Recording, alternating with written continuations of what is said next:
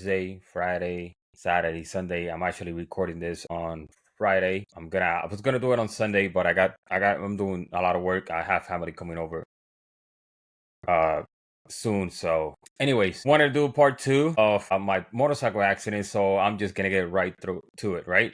So I left off at going to the hospital. So I'm in the hospital bed. I'll post a picture so yeah, I can see how I was laying down. The wife, the nurse. Actually, this is my best friend's dad who took this picture. I'm laying down. I have a neck brace. This is the first time I had a neck brace. It is very uncomfortable and it's claustrophobic, so I can't be in tight places, or if there's something stopping me from looking somewhere else, I panic. So I never saw how my leg looked complete on the accident. I never saw it. I was on the floor, and then I had the neck brace, so I was kept straight, as you see in the picture, as you saw in the picture. I was just straight like this. So the wife came over. The wife couldn't believe what she was seeing. It was very hard for me to see her face. So wife, best friend's dad, they're all there. I know before the wife came in, my best friend's dad was actually arguing with the nurses because I was bleeding out from my right leg, and I have a hole. I don't know. I might show you a picture. I have a hole in my right leg where the front of the calf is, and I guess I was bleeding out from there. I was bleeding out from my knee too. So I was bleeding out, and I guess he was hearing them talking outside of the where I was kept at, and I guess he was either panicking because I was bleeding. I guess there was a lot of blood, and he was just trying to get their attention to see if they were just there and they didn't look at it or whatever. I guess he was panicking, and so he went all crazy over there, which I really appreciate. So they came, the wife came, and the wife's look was, she was still in shock. I guess she was more in shock than I was. I guess our phone call wasn't that great, right? When I called her, when I told her, like I said in the first part, that I called her and I said, "Hey, my arm and my leg is broken. Come see me at this hospital." So I guess that was pretty harsh, but I couldn't do anything else. It was just the whole panic. So I got X-rays, everything else done. It's kind of like a blur to me, the whole situation. I know I was under a lot of medication because I really didn't. I was just, like I said, I was still joking around. I know before the wife came, I was joking with the nurses and all that stuff. It was pretty. I kept it like it was normal, like if I would have just probably my arm popped off or anything. That's how I took it.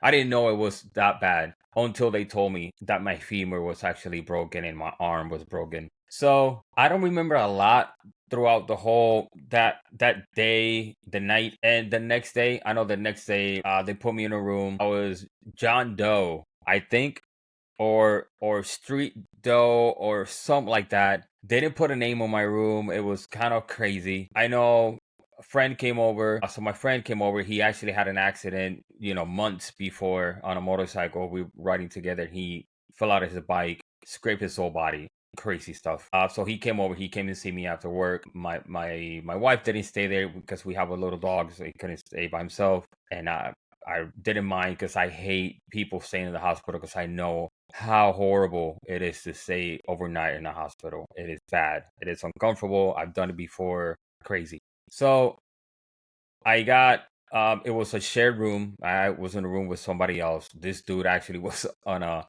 scooter and he got hit in the scooter and he broke both of his arms.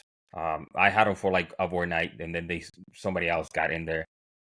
Next day, talked to the doctor.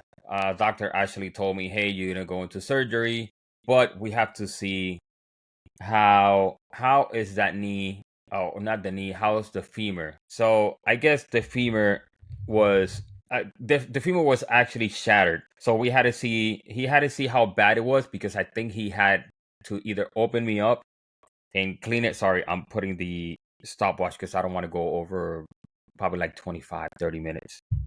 So the doctor said, "Hey, I need to open you up. I need to open that leg up. I need to see the damage because your bone is in pieces. I mean, when it says shattered, it was shattered. 1 second, because I think I gotta stop the camera. So like I said, when the bone was shattered, it was in pieces. Again, I'll just put pictures. So if you see, it was in little pieces. So I guess a doctor was saying that if they opened me up and they had it clean and it was too much to clean, they had to clean everything up, put me back in bed. Next day, they had to open back up, not, well, I guess open it up again, then do the surgery. I don't remember if he said he was gonna, whatever he was gonna do, how long. I know next day I went to surgery, and I think the surgery took probably more than 4 hours. The wife, being a nurse, I guess she was kind of concerned because she said it should not take that long. But I guess it was, my leg was in a bad situation. So I came out of surgery. My arm is so broken in this time. They had to do the leg first, then they had to do the arm. So I have it's kind of it looked like a cast. It was more like sleeving. So my whole foot was actually covered, and I had a tube in my knee about 3 to 4 inches or more inside of the knee. I don't know. I think it was just draining liquid out. I saw the machine. I know it was somewhere in my knee, or somewhere between the knee to the femur, somewhere around there. I know I had a held cast. I went all the way up to almost my hip. Again, little pain. Pain started kicking up like around a night. I'd had family came over. My dad's wife came over. My little brother came. My mom was gonna come over, but it took some time for her because she lives in Puerto Rico, so it took some time for her to come over. And I know some people wanted to see me, like my sister, but my sister, she got kids, so it was hard. I didn't mind that she didn't came. I know, having kids and all that stuff. I had so much people come over to see me that it wasn't overwhelming to me. I know the hospital probably was overwhelmed because my room was packed. I had family, friends in there that came to see me, and I'm so appreciative. All of them that came over, even people that barely knew me, they came to the hospital, and just to see how I was. So I thank them all. I'm not gonna name, because if I forget a name, I know I'm gonna get bashed. But if you saw me, thank you, and I really do appreciate that. I appreciate it a lot. So besides that, the next day it was rest time. Then I got surgery. So accident happened in April 8th. Sorry, April 10th. 10th, the 11th I got surgery. 12th rest, and then the 13th, I think was the 13th that I got my arm surgery. I don't know if you guys could see it, but right there where my tattoo is a whole scar. So again, surgery. This time when I was going to go to surgery, the nurse came over and she actually said, "Hey, so no reaction to the blood transfusion, right?" And I was kind of confused because nobody told me I had a blood transfusion in my first surgery for my knee, for the femur. So I said, What are you talking about? What blood transfusion?" She said, "Well, you had a blood transfusion when you actually went for your femur, for the surgery." And I said, "Oh, I don't know." And well, actually, she checked. And she said, "Well, everything is fine." So she said, "Your blood is, you're kind of low on blood. So we had to give you a blood transfusion." I know there's a more professional way of saying this, but I'm just gonna say it my way, and I know you guys can understand me. I didn't have a lot of blood in my system. I almost bled out. So my blood was, the blood in my body was low. I didn't have you couldn't see my veins. They couldn't get needles in. I had so many nurses came over to check to see if they can actually get blood work, and they couldn't. That's how bad I was. So I had a blood transfusion. Got my arm. I got a surgery on my arm. I had a cast. I had like not a cast, but again, I had like a wrapped around it. My arm was like this 3 fingers, and I still can't feel them that much. I couldn't. There was no feel them at all. They were very sensitive. So had that surgery. Hospital was bad because I couldn't move at all. I was just laying down I was there for 8 days. So I can post a picture there. They put a plate, and if I'm not mistaken, I got 8 screws here. And in my leg, I had a plate with 12 screws holding my bone. So again, I will show you pictures so you guys can see it better. I'll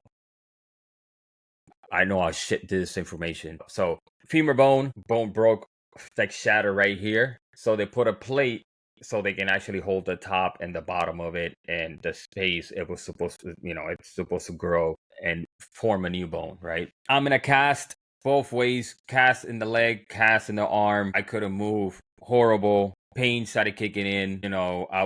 I'm this kind of patient that when I'm in the hospital, because I've been in the hospital before for other surgeries, and I'm the guy who I won't ask for pain medication because I'm afraid to look like I'm an addict of pills or something like that. So I'm always scared of saying, "Hey, can I get like a pain med?" And I've heard stories that a lot of people will ask for pain meds and all that stuff. So I didn't want to be I wouldn't want to be that person. If at night she would have asked and she said, "Hey, are you in pain?" I would have said yes. And she said, "Hey, you want any pain medication?" I'll say, "Yeah, sure, I'll take them." During the day, I wouldn't take anything, mostly at night because I wanted to sleep. During the day, I had people there, so I would have talk and eat a lot. I was eating like crazy. So then again, I'm there, trying my best to keep composure of my surroundings. I was out of work already for 5, 6 days. I'm still trying to figure this thing out. This long story of what happened to me between the while I was at the hospital. While I was hurt, I was in pain. I couldn't move. I was dealing with this whole motorcycle crash. My job messed my insurance up. So they actually put me in a military insurance, which I'm not military, never been military. They put me in a military insurance, so my insurance wasn't there. So actually I was there without insurance. I don't know what it is about hospital. Well, once you say you don't have insurance, they look at you some other way. Listen, it doesn't matter about race. It doesn't matter about nothing. Once they know you don't have insurance, it's another whole look at you. So while I was dealing with this surgery, with this whole situation, my insurance wasn't there. So I was there with no insurance. I would try to call my boss. I tried to call my HR representative. These people didn't do shit for me. I only had two things working: my left and my right leg. And that was it. I was there trying to call people, trying to call my work, trying to call everybody, trying to call insurance. Nobody could help me. Unbelievable. Nobody could help. So I didn't have time to actually process this whole insurance thing. So I was just trying to get better at the hospital. I was just trying to get home. I wanted to go home. I needed to get home. So after my arm insurance, after my arm surgery, actually I had to get another blood transfusion because I think I lost a lot of blood during the surgery, and my blood was very low. So I don't know. I think I listen. I'm gonna butcher this shit up, but I think some about a number. Supposedly we go in with a 19. This is all I heard. This is not. And listen, I didn't came here with information. I just came here to tell my story. So, and I was around a 7 or 9 when I got there. When I had my femur surgery, I went down to a 7. When I went to get my arm surgery, I went down to like a 6 or a 5. I think you're good around a 7 or 8. This is just numbers. This is the numbers that they told me. So me being so low, I had to get another blood transfusion. I actually denied the blood transfusion at first. And I told the nurse, "Hey, can we do it tomorrow? Let's see if my body actually heals itself. And let's see if my body heals itself. And tomorrow, let's check my blood again and let's see how well am I doing."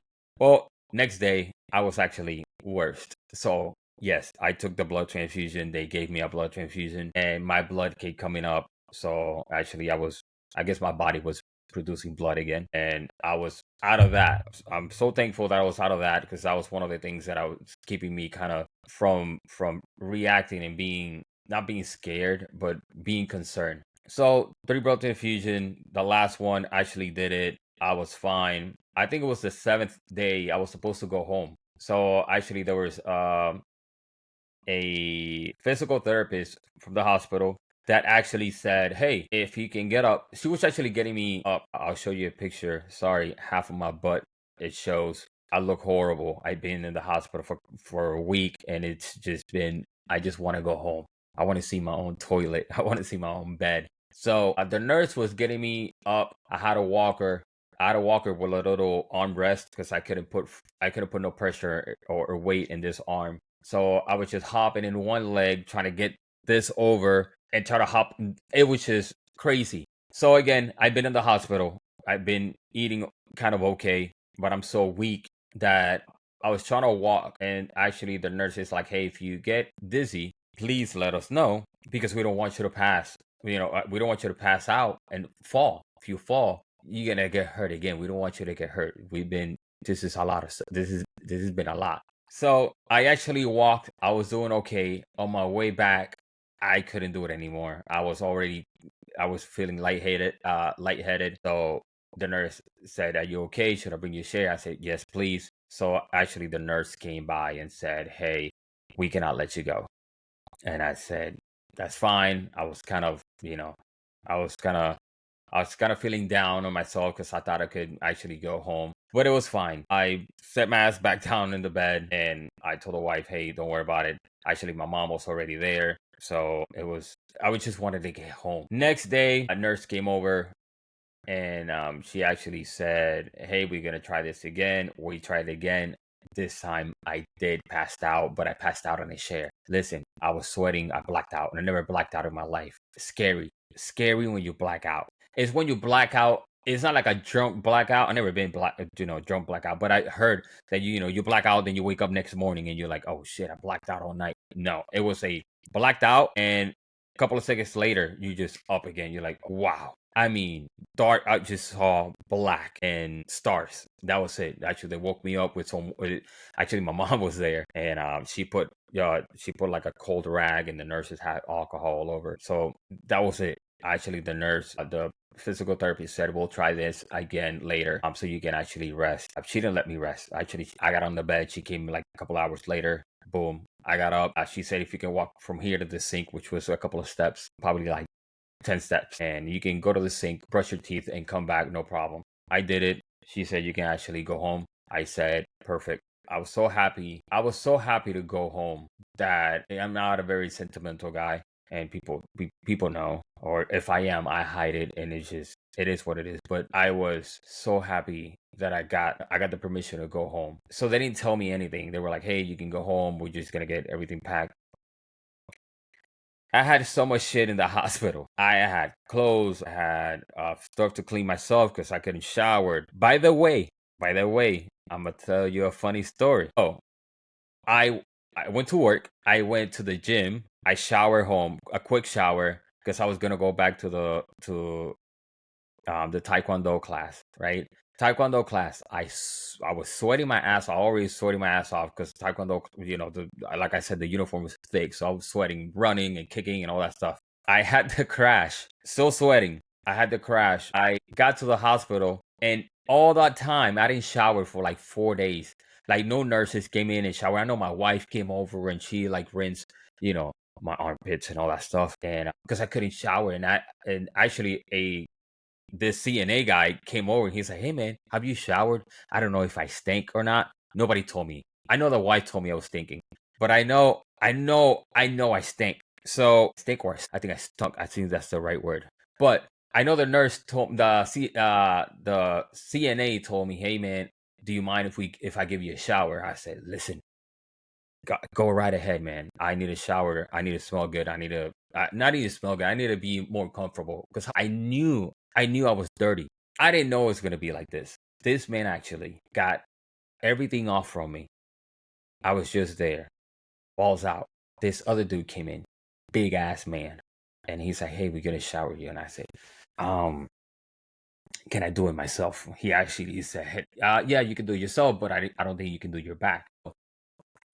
I let him I let him shower me the whole thing. I don't give a shit. But people that know me knows that I don't give a shit. So this guy went showered me. He actually like in the front. He said, "Hey man, if you want to go deep in there, you can. Yeah, we don't have to if you will." So I did, but I couldn't do it with this hand. I was in so much pain that I couldn't do it. Camera died. Actually, it doesn't. It just shut. The camera shuts off. So anyways, so I went in there. I couldn't because my arm was hurting. So he said, "Hey man, we could do it." And I said, "Sure, do it."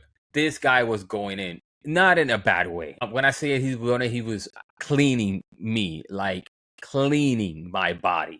He had a rag. He was cleaning water. Perfect. Now this man said, "Hey, can you please turn to your side?" And I couldn't. This big old dude that came in actually grabbed me by the butt cheek and by the back, and he just turned me to the side, looking like a damn pancake. Just turned me. and this other dude just went in there, dude. Boom, boom, boom. I know I had to be dirty. I wasn't even embarrassed that this man was actually. They opened up my crack and they were cleaning me. I was more ashamed of how dirty I was. That's how bad it. That's how bad I felt. Anyways, I got showered. So, but I got showered only once. But that was it.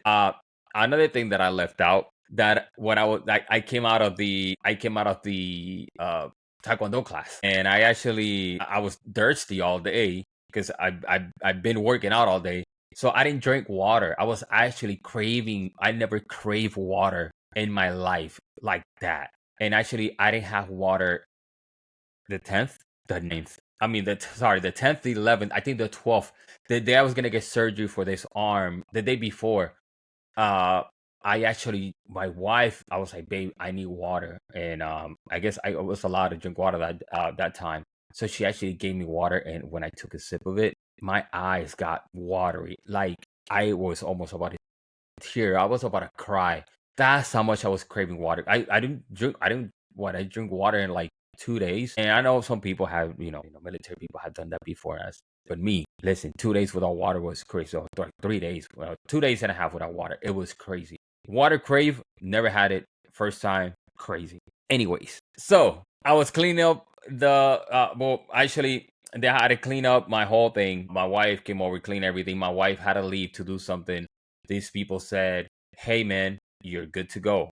You can actually go home. And I couldn't do anything, obviously, because I had drop foot syndrome. If you don't know what drop foot syndrome is, it's the nerve that actually make your foot go up. I tell you, I'm gonna tell you on the next video everything else. Oh, I can tell you before. Oh, what time? We're at 24 minutes or a little bit more. I can tell you everything that I had before I left the hospital.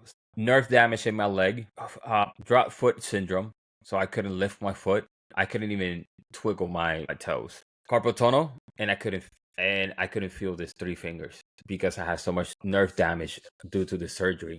So I got out of the hospital like that. And this is just physical. Mentally, I tell you all the mental stuff and everything that I went through besides the whole insurance and besides the whole thing, the mental struggle that I had. It's amazing when you never had it before, or you think that you have it, you don't know what anxiety is, what your brain just saying, I'd rather not be here than feel this. I think that was the hardest part of this whole thing. I was very active before this accident. I was playing softball. I was at the gym. I was doing taekwondo, and I was playing basketball. When I say I was so active, and I'm 35, right?